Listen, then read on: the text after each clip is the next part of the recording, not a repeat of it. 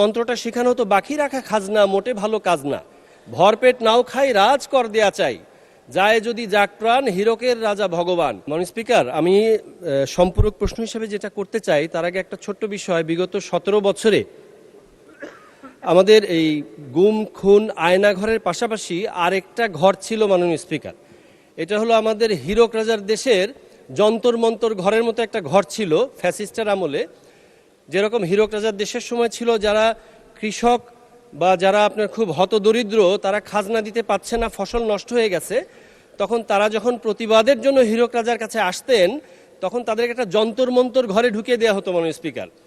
এরপরে বের হওয়ার পরে যে মন্ত্রটা শেখানো হতো সেই মন্ত্রই তারা বলতো এবং সেটাই মাথা পেতে নিত।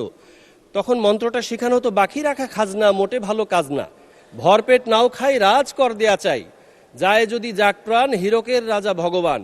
তেমনিভাবে মাননীয় স্পিকার, আমার এলাকা সহ বিভিন্ন এলাকা আমি প্রমাণ সহ দিতে পারবো, এমনও হয়েছে যে আপনার 2009 সাল পর্যন্ত তাকে মুক্তিযোদ্ধা হিসাবে কেউ চিনত না, রাজাকার হিসাবেও চিনত না, কিন্তু 2008 সালের পরবর্তীতে দেখা গেছে যে তাকে রাজাকার বানানোর চেষ্টা করা হয়েছে।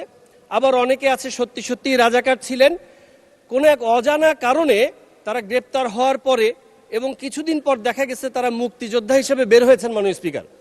তো যদি আপনার আপস মে যখন সমঝোতা হয়ে যায় তখন দেখা গেছে যে রাজাকারও মুক্তিযোদ্ধা হয়ে বের হতো ওই মেশিনের ভেতর দিয়ে, আবার অনেক সময় মুক্তিযোদ্ধারাও যদি সমঝোতা না হয় রাজাকার হয়ে বের হতো। মুক্তিযোদ্ধা তো সমঝোতা করবেই না মাননীয় স্পিকার, তাদের রক্তের উপরে আমরা এখানে দাঁড়িয়েছি।